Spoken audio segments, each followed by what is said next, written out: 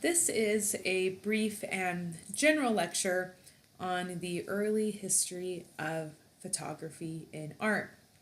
Now, more or less, with some exceptions, we affiliate early photography with the style of realism. And this makes sense. Photography was credited with the ability to dispassionately document in an objective way the realities of everyday life. This idea that the camera doesn't lie, which we will see in this lecture is not exactly true, not even back then, before the days of Photoshop.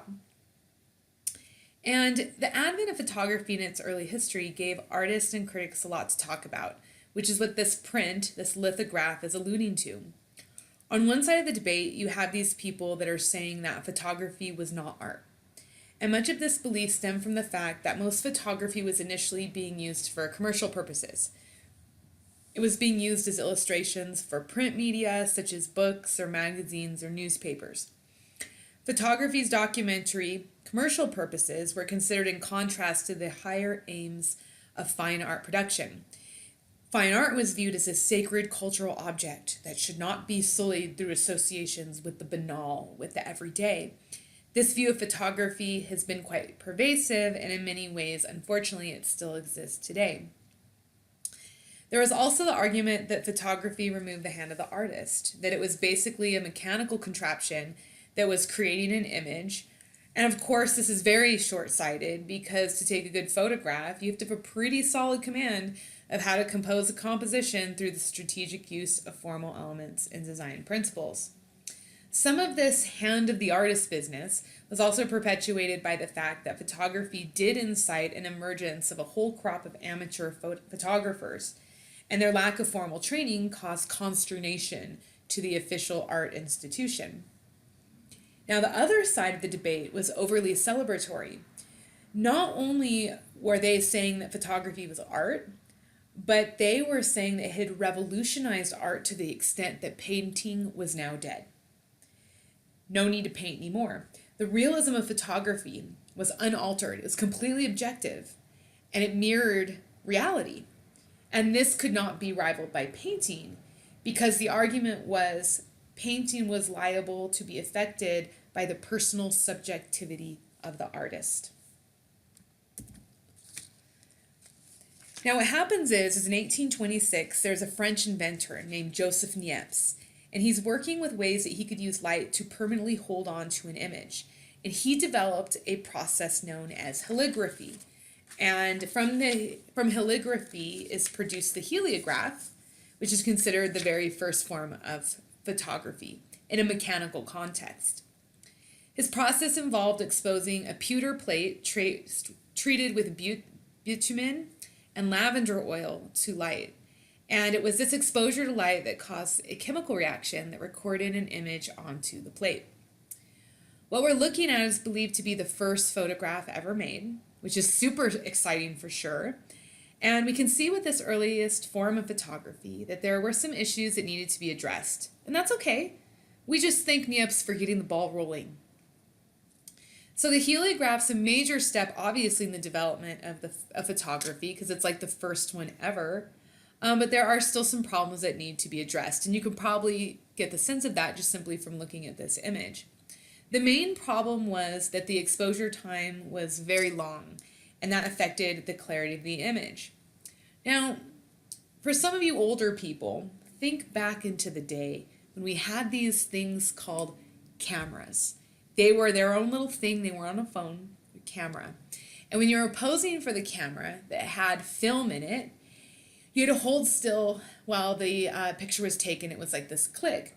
That split-second click was the exposure. That was when the film was briefly exposed to the light. And you might remember that you'd have to hold still. You couldn't move because if you moved while the film was exposed to light, it would make the image come out blurry.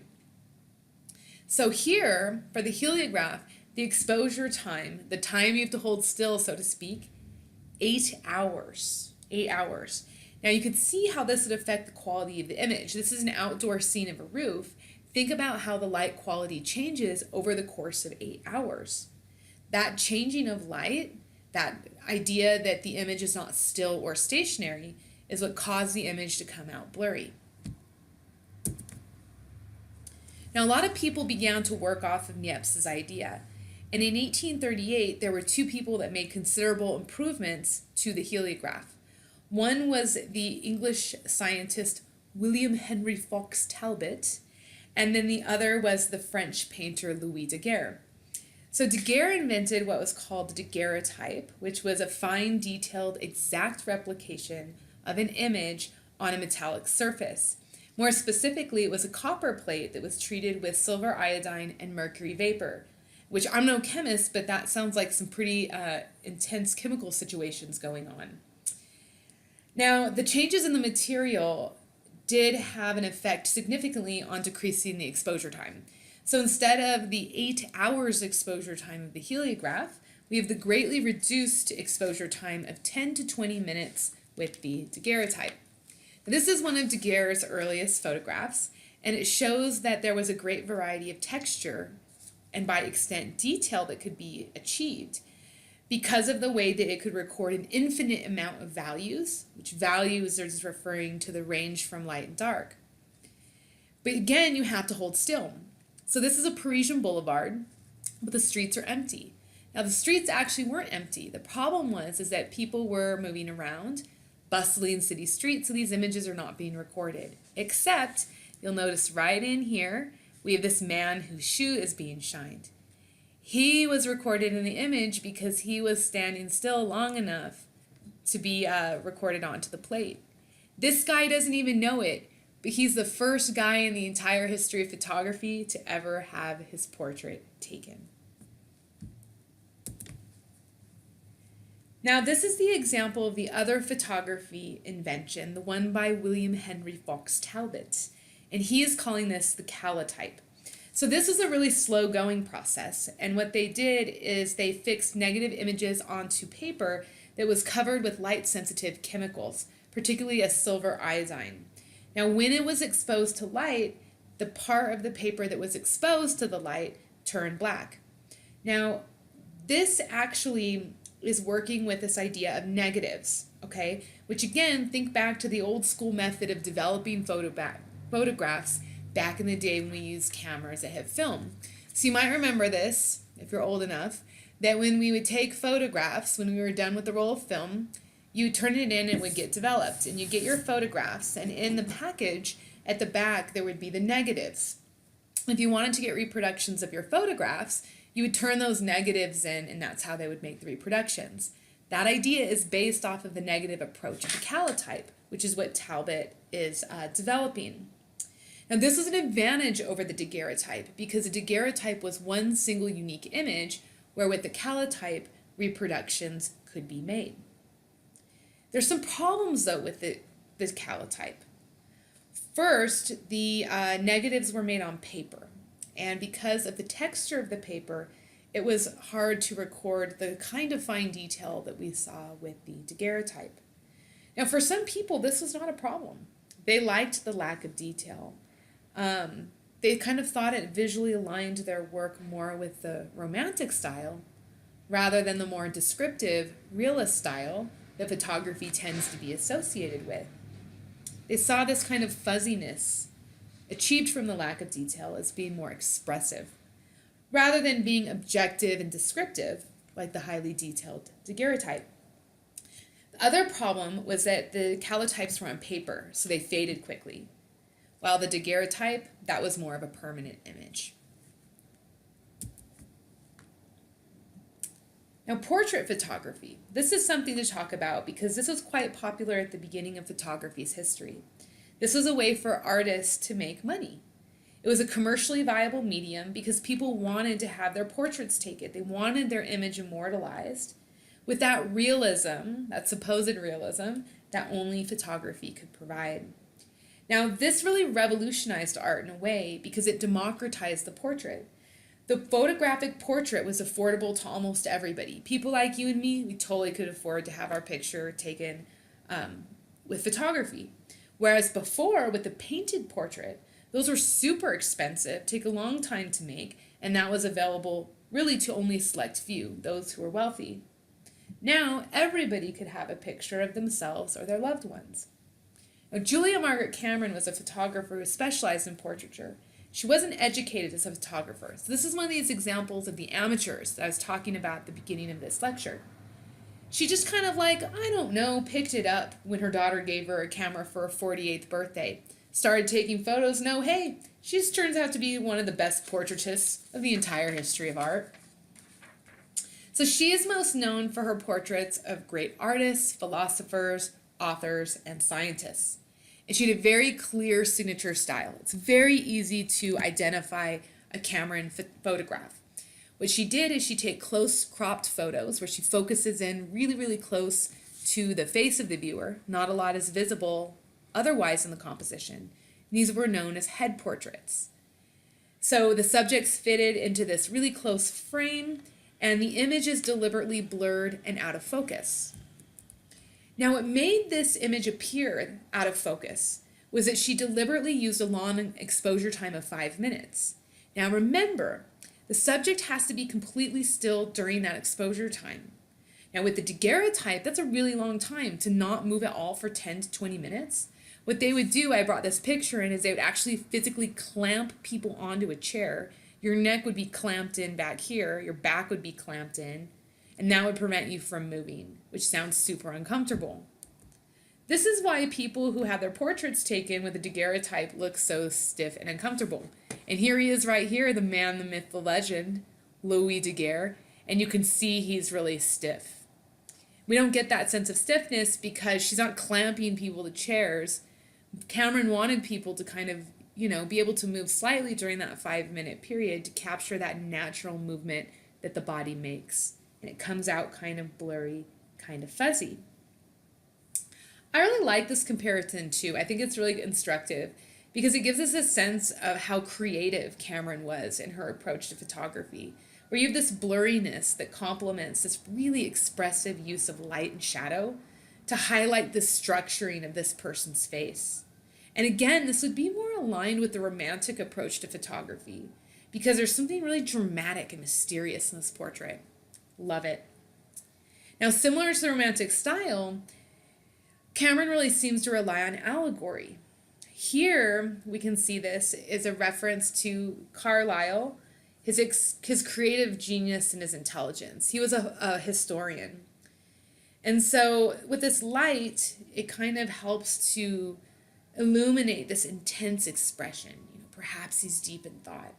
And I just think this is so brilliant because it really gives us a sense of the true essence of the person who this is.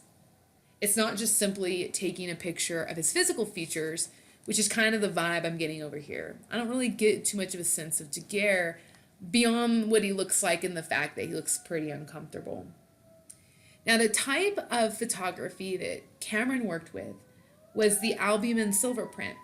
And this was developed in 1847 and became the primary form of photography all the way up until the end of the 19th century. It's more in line with the Calotype because it's printed on paper from a negative. And it's using the albumen that's found in egg whites. And this is allowing for a more detailed image because of the ability for a greater range of tonal contrasts than what was seen in the Calotype.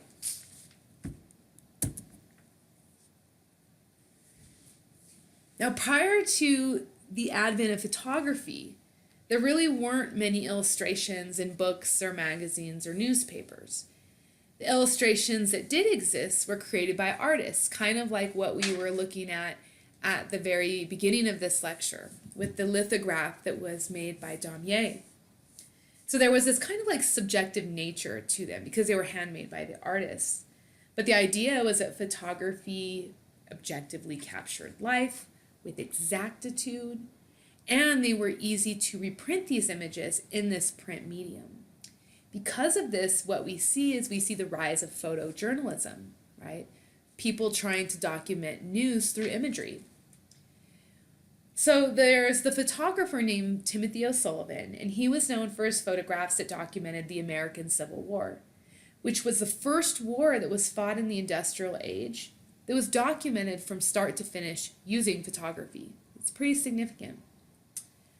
Now, we still have a pretty long exposure time in a lot of these photographs.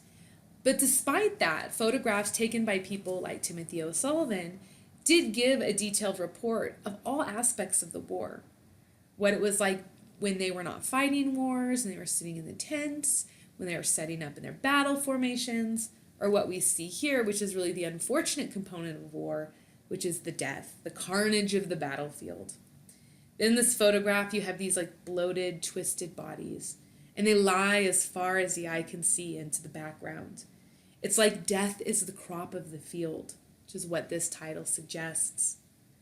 In the background, you can see back in here, we have a lone horse and a soldier that gives us a feeling of like sorrow and desolation. And what's going on is O'Sullivan had used a selected focus, focusing here in the immediate foreground, which helps to make this look blurry and almost ghost-like, which is further alluding to, and I think a really effective way, this notion of death. These photographs are really important because they brought reality of war to people. People before had these like really romantic notions of war, that it was like this gentleman's sport where people would get dressed up in their uniforms and they'd shake hands and drink tea together. And these images show that really that's not the case. The reality is really unavoidable, that it's death, right? And Gettysburg was the bloodiest death, all the battles, the American Civil War. But I want to say, I'm using this word reality reluctantly because this photograph, and actually many similar to it, were deliberately manipulated. The bodies were repositioned.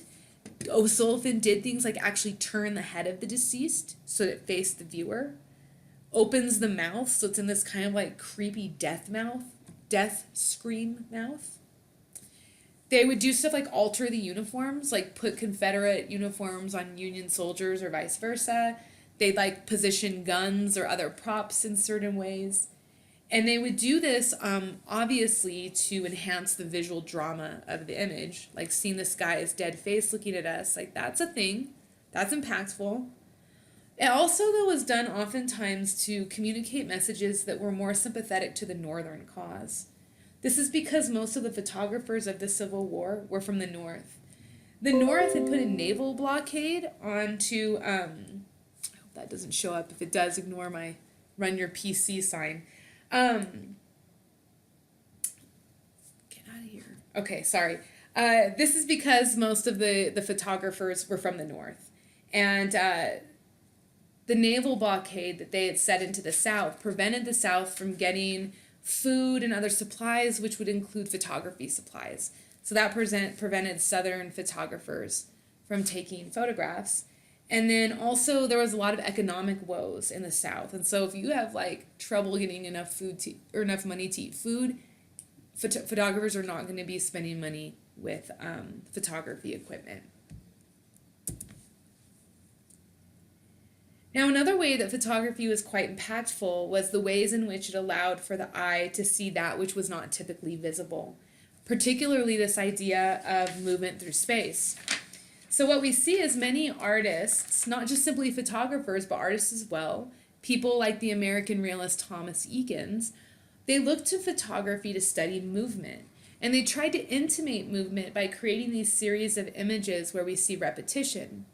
This sort of repetition plays on a phenomenon known as the persistence of vision.